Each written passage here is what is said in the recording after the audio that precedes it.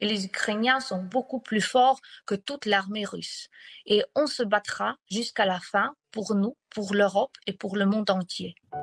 Elle est l'un des visages de la résistance en Ukraine. La députée Lesia Vasilenko est en première ligne. Elle a quitté Kiev pour des raisons de sécurité. Elle explique avoir laissé sa fille de 9 mois et ses 2 autres enfants âgés de 7 et 8 ans chez leurs grands-parents. Maman fait son travail, leur a-t-elle expliqué.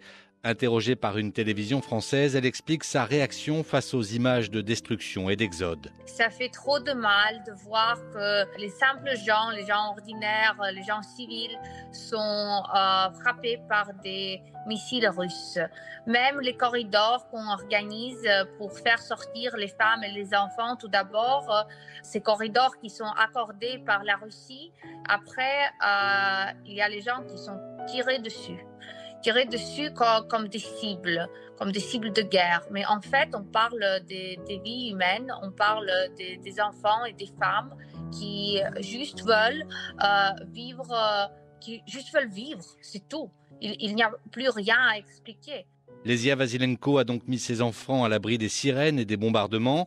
Elle ne sait pas quand elle les reverra et indique ne pas vouloir céder à la panique. Dans d'autres circonstances, je pense que je serais déjà en hystérique et que je pleurais pour des jours et des jours. Mais là, j'ai pas de temps pour les larmes parce que c'est le temps d'être forte et c'est le temps pour toute la nation, pour tout le peuple ukrainien d'être fort et de s'unir pour se battre, pour nous battre pour notre existence. Prête à se battre et à défendre son pays, Lesia Vasilenko s'affiche sur les réseaux sociaux, une Kalachnikov à ses côtés.